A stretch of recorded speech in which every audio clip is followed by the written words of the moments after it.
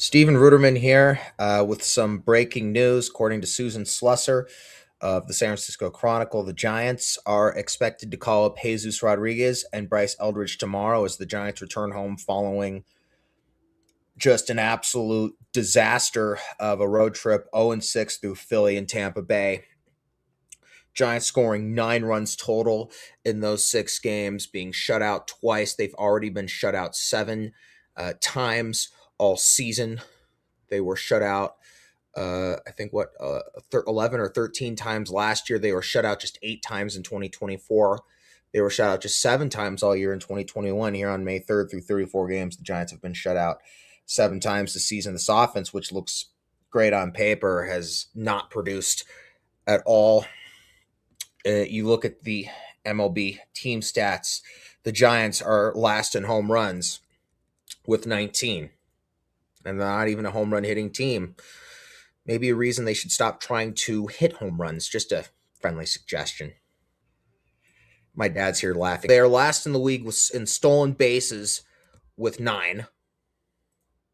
And they stole 10 bases in like the first week and a half or 2 weeks of last season. I don't know why they're not doing it. They have some speedsters on this team. They are dead last in walks with 69.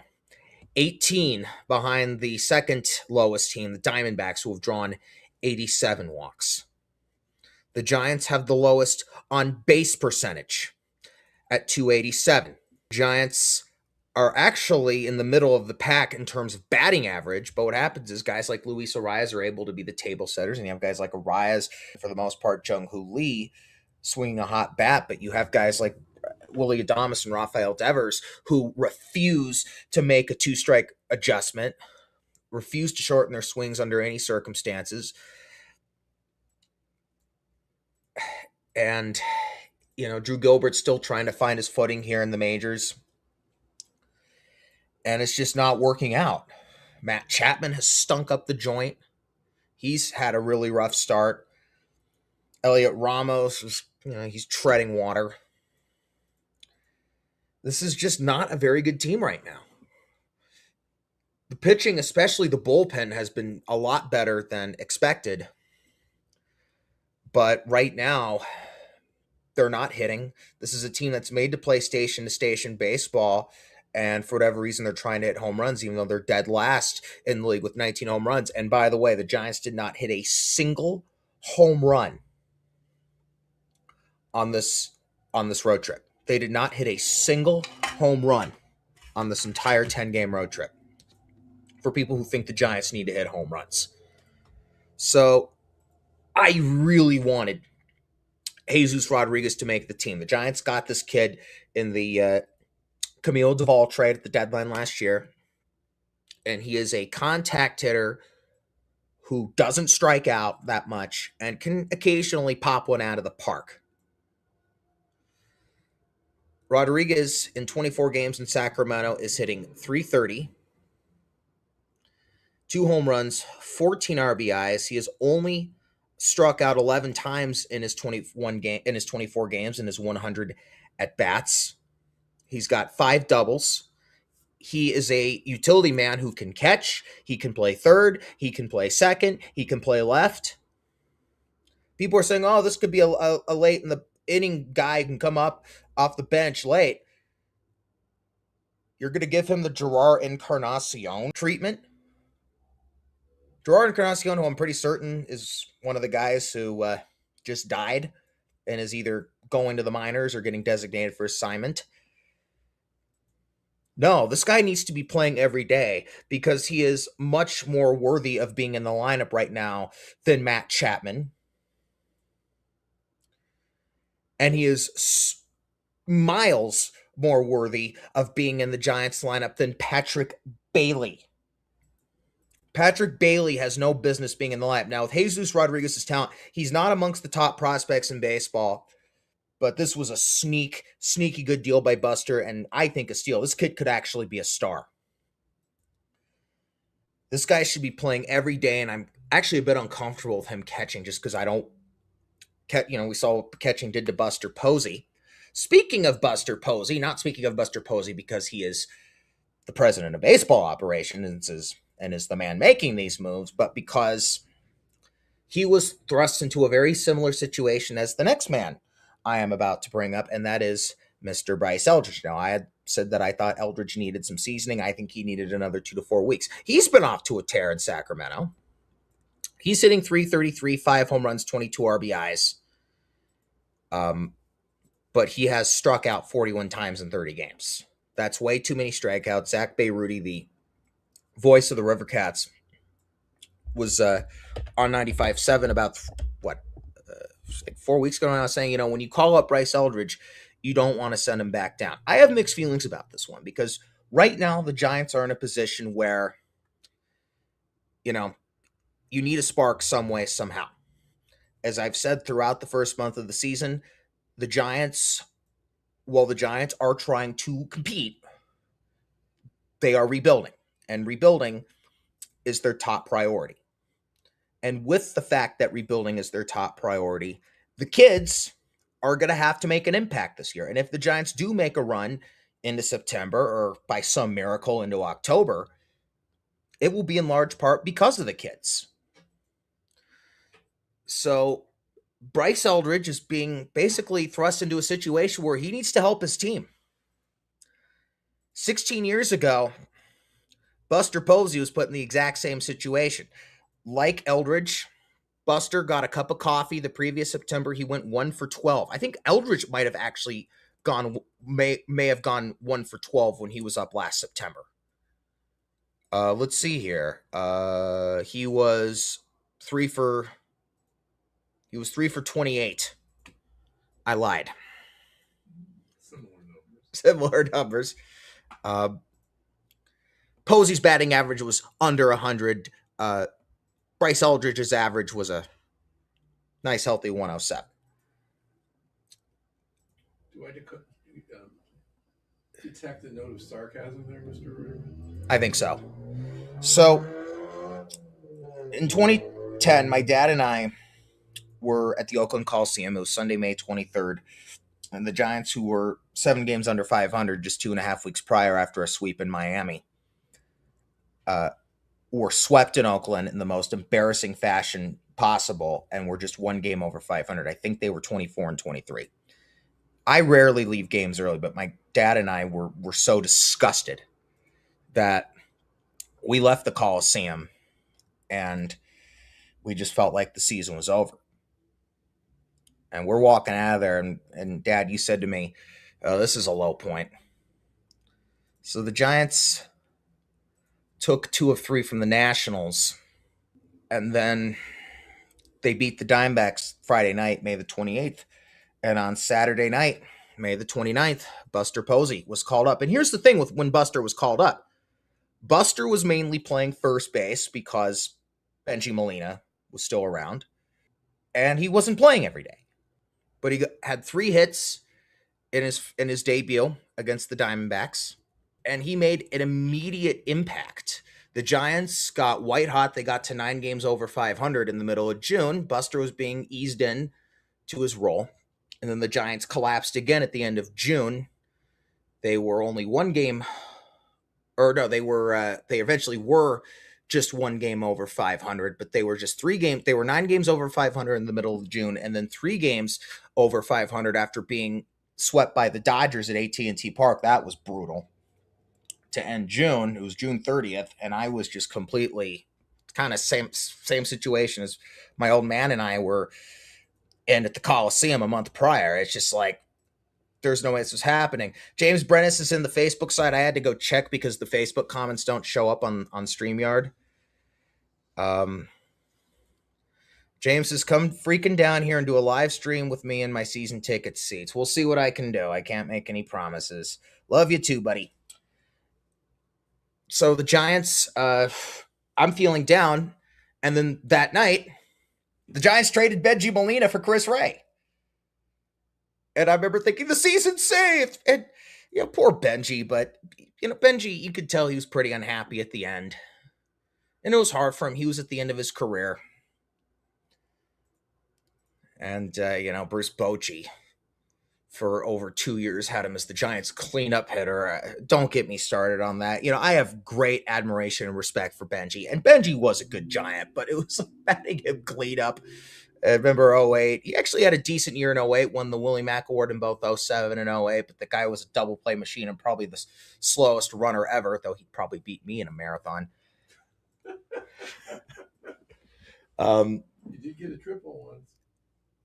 I remember Kruko's like, and I just lost a bet. And actually, 16 days after the Giants traded him on Friday, July 16th, he hit for the cycle. Remember that? Yep. We were at the Giants-Mets game that night. Rangers were at Fenway. And I see on my phone that Benji, I forget whether I was like scouring through the scores and saw it, or if my buddy Troy, who was messaging me, like, holy shit, Benji Belita just hit for the cycle. I forget how I learned about it, but Benji did hit for the cycle 16 days after being traded, and he went to the World Series with the Rangers. But anyway, when Benji was traded, not to get too sidetracked here, of course, the Giants beat Benji and the Rangers in the World Series, though Benji got, I think, a double off Lincecum in Game 1 of the World Series, who he loved very much. Buster became the everyday catcher. And then the Giants went on a tear. They had lost that 15-inning tornado warning game on the 4th of July in Denver. Todd Helton at the walk-off sacrifice fly to left field. And then the Giants swept the Brewers in 4 games, and away they went. And now, Bryce, this is a very different situation. This is nowhere near as strong of a team as 2010. The Giants are 8 games under 500 at 13-21. Their offense is, again, they are last in home runs, they are last in walks, they are last in stolen bases, they are last on base percentage. They are in desperate need of a spark. As I said, I want Jesus Rodriguez playing every day. Bryce Eldridge, you got to kind of ease him into that role like with Buster. Play him at first base against righties, and definitely over Rafael Devers. Devers desperately needs some days, days off. Rafael Devers desperately needs days off. And with the fact that you have Bailey, who should not be playing every day, Matt Chapman, who's in desperate need of days off, Willie Adames, who's in desperate need of days off, you play Jesus Rodriguez all over the place. You have him catch, you have him play third, you have him play second, you can slide Schmidt over to short, you have him play left. Jesus Rodriguez needs to be playing every day. Have Eldridge platoon against righties, ease him into that role, and see what he can do. Damon Bruce wrote a tweet talking about if he does flop, that pretty much sucked the rest of the mojo out of this Giants season. And look, as I said on my postgame earlier today, if the Giants don't turn things around soon, this season could be over. It is early. They're 13-21 through 34 games. They have 128 of these babies left. But May is a month in which seasons can end for some teams. And if the Giants do not turn things around, this season could be over in as little as 2 to 3 weeks. As bad a position as the Giants were in at the end of May in 2010, the Giants were never even at 500 in 2010. They were over 500 that entire season. Of course, James mentions that Benji was a damn angel who beat us in 0-2 still. He was a good Giant.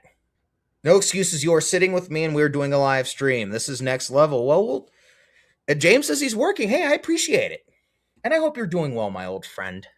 Anywho, he's the one from San Diego. Anywho, Hi, James. My old man says hi. Anyway, I see this. I wanted Bryce Eldridge to get some more seasoning, but I see this in some ways as a win-win. If Eldridge shits the bed and the Giants indeed pretty much have their season in the next 2 to 3 weeks, then then you're basically playing meaningless games come June. At that point, you're just bringing the kids up and seeing what they can do, and then there's far less pressure on Bryce Eldridge. If Eldridge can put a spark in this team, then we have a chance to contend. And I never thought this team was going to make the playoffs. My prediction at the start of the year was 78-84. Or was it 84-78? I was wrestling between the two. But my heart said 84-78, missing the playoffs by I think, what, 1 or 2 games. And I may have even done that in my official prediction show, but my brain, my gut instinct said 78 and 84. Just with how mediocre this team has been. And this has been very frustrating over the last decade now. Just one playoff appearance in the last 9 years, one winning season in the last 9 years, 4 straight mediocre seasons. Best case scenario right now, a 5th straight mediocre season. And it's just very frustrating. As a fan of this team, as a guy who has dedicated a lot of his life to this team, it's very frustrating to want to watch. And I want this team to go to the playoffs every year. Here's the thing with Tony. You can't blame Tony for what's going on. All right, you just can't. They're rebuilding, and Vitello was specifically brought in to help develop the next core and then manage them once the team gets into win now mode, which is basically 2029. What they're basically doing is developing the prospects for 2029, maybe 2030 and beyond, while finding ways to contend over the next 3-4 years. Hopefully 2029, you'll have Gavin Killen up then. You'll have Joshua Gonzalez up by then. Both are contact hitters, though I really want Buster to develop some pitching. Luis Hernandez is another solid player who the Giants signed over the offseason. As good as Gavin Killen is, I really wanted the Giants to take Kyson Witherspoon, the pitcher out of Oklahoma, in the first round, but the Red Sox got to him. And what sucked is that, if the Giants fell out of it, you would think, well, the Red Sox would contend, and maybe you could do something like put Arias and Logan Webb in a package for Kyson Witherspoon. But the Red Sox are on almost the exact same trajectory. I've been on almost the exact same trajectory as the Giants over the last 5+ years. 2021, like the Giants, they played over their heads and went to the playoffs. They were mediocre from 22 to 24, though they had stretches in all 3 of those years, 22, 23, and 24, where they played over their heads and were well over 500 and were in contention. Difference was last year the Red Sox made the playoffs, but this year both teams have been off to horrendous starts. I would say the Red Sox is worse because they canned Alex Cora and like 5 or 6 coaches. Kyson Witherspoon's the guy I would have really loved Buster to draft last year, but a lot of the prospects who I was talking about, they're going to be ready come 2029. And come 2029, then maybe you can be in win now mode. But I do like that the Giants are trying to win as they rebuild. It is obvious that the rebuild is the number one priority for the organization over the current team at hand, as it should be. Just as 2021, one of my favorite seasons for the Giants ever, was the worst thing that could have happened to this team. Last season's collapse, which still hurts, was the best thing that could have happened for this team. It made Buster, because 2021, the Giants had been rebuilding. 2019, 2020, into 21, they were rebuilding under Farhan, and 21 made them think, oh, we found the formula, time to win now. Then you have 4 mediocre seasons in the collapse last year, and going from double digits over 500 to all the way from double digits over 500 to under 500 for the third time in 4 years. It happened in 2022 and 2023 as well. It made Buster realize, okay, we got to go in a different direction here. This is not a win now team, and we got to rebuild. So the Giants flipped Tyler Rogers for Drew Gilbert and Blade Tidwell. Giants flip Camilo Duvall for Jesus Rodriguez. Giants take Gavin Killen in the draft. Again, I wish they would have done Kyson Witherspoon, but still not a bad first-round draft pick. And the Giants are finally, truly rebuilding. So we're going to have to get through the next 3 years. And where I was going with this is I still want the Giants to contend. I'm hoping that with Tony Vitello, who's a real character, a real quote machine, kind of a bit of a, not as bad, but a bit of a loose cannon like Ozzie Guillen and Billy Martin. Ozzie Guillen, a man who's gotten a very unfair rep in the game. And yeah, he's a little nutty, but Ozzie was a great manager. And I think it's a crime that he has not managed in 13 and a half years. Somebody like that could take a team that is mediocre to the playoffs. Things like that happen. We've seen some real emotion on this team. We saw how Eric Miller reacted getting the save in Cincinnati for the Giants to avert the sweep there, screaming F you at Sal Stewart after he struck him out. This team had some emotion. And that's what has made the last week and the slow start to the season overall so frustrating. They have the talent on paper. The bullpen is actually as defied expectations, and they may have actually found a genuine closer in Eric Miller.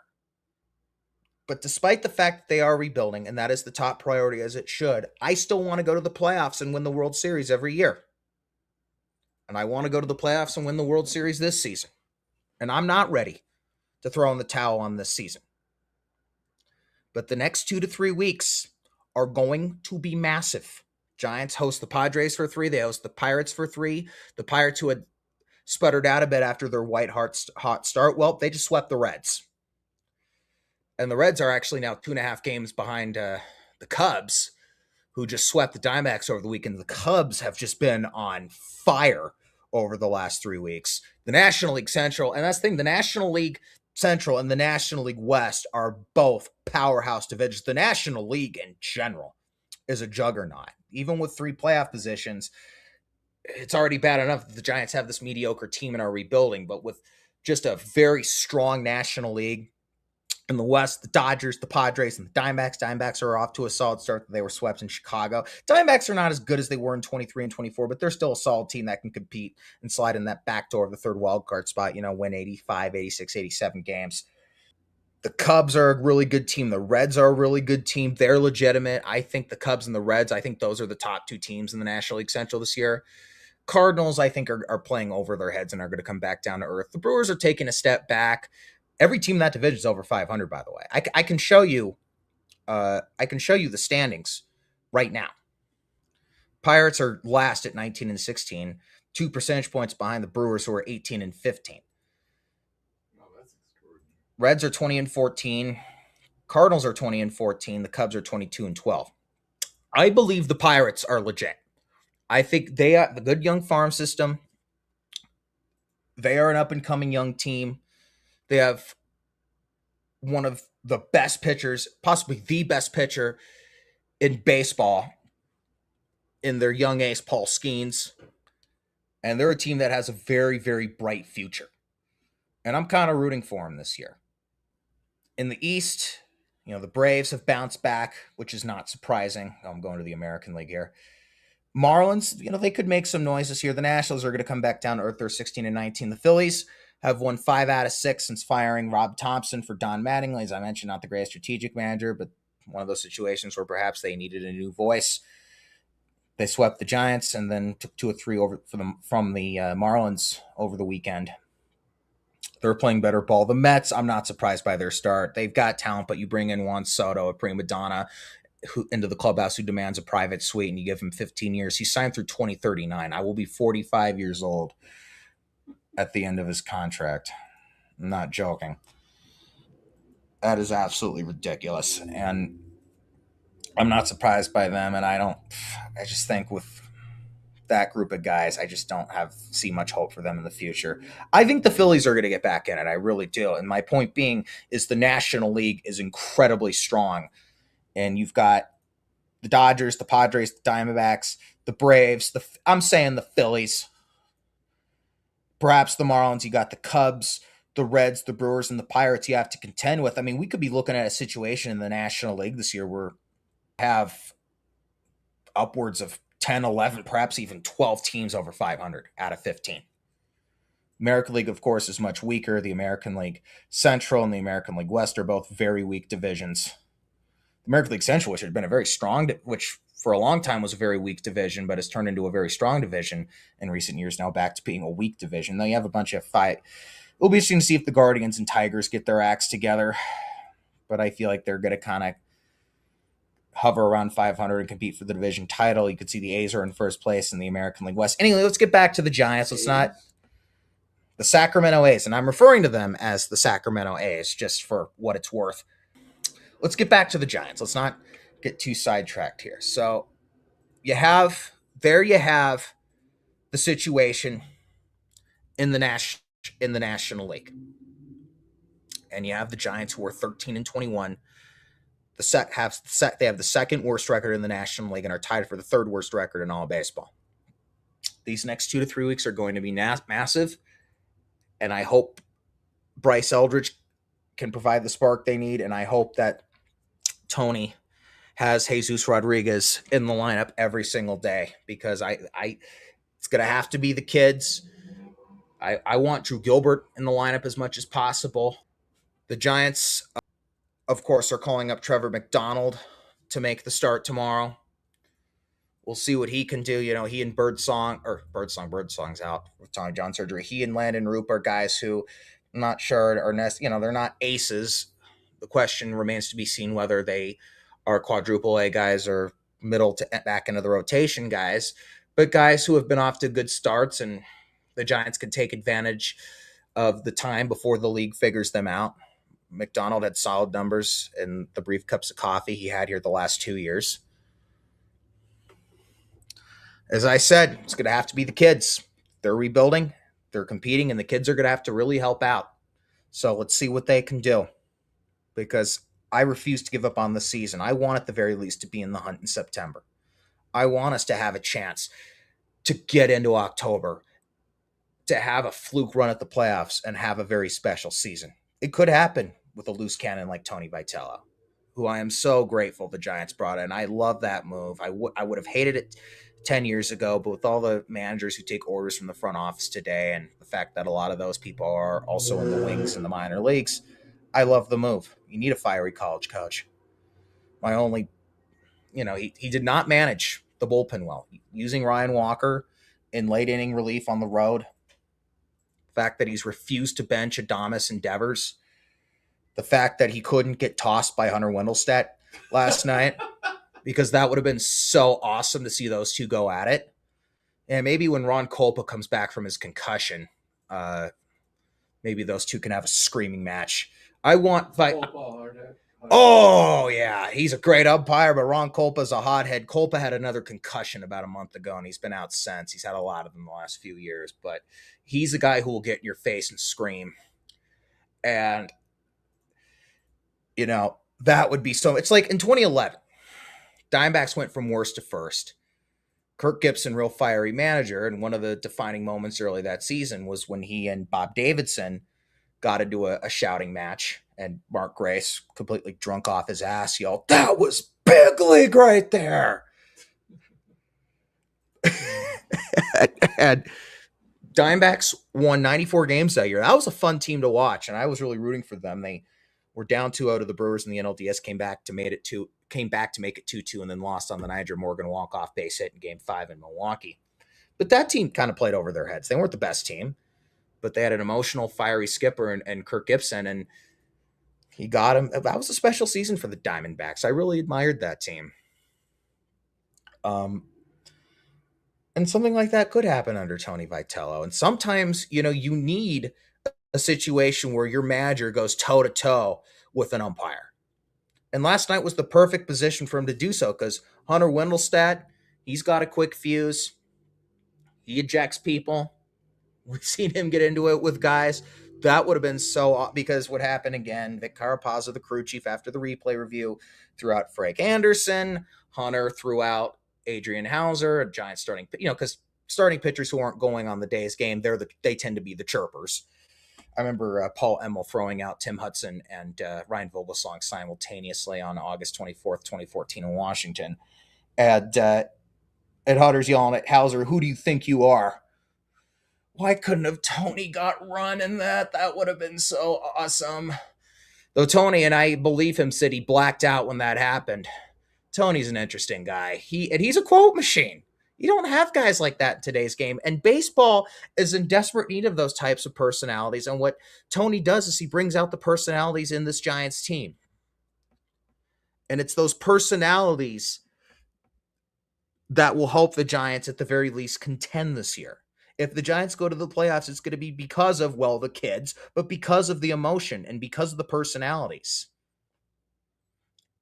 And I think with the way the Giants are going right now, they're going to Tony needs to get into it with a veteran umpire, shouting match, F-bombs exchanged, an old school argument, even with ABS, check swing calls can still be argued. Teams can even run out of challenges. And if they do my way and have the 2-inch buffer zone for ABS, which itself will lead to arguments, which are fun. We saw Tony get ejected back on April 5th over the runner's lane interference call by Edwin Jimenez, which was a great call. There are ways to get tossed. Hopefully Ron Kolpa can come back from his concussion, and those two can go at it. Who else is a hothead that umpire that perhaps Tony could go at it with?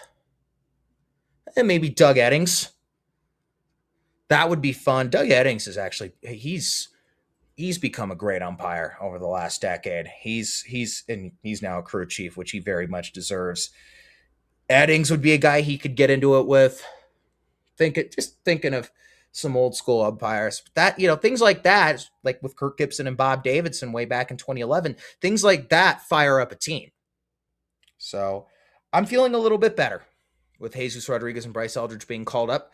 6:45 first pitch tomorrow. Giants and Fathers.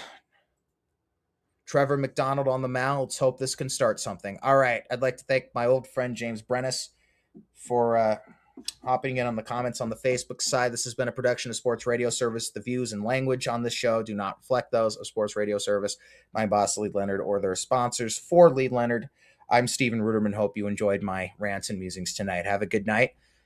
And Jesus Rodriguez and Bryce Eldridge, go get them, baby. See you tomorrow night.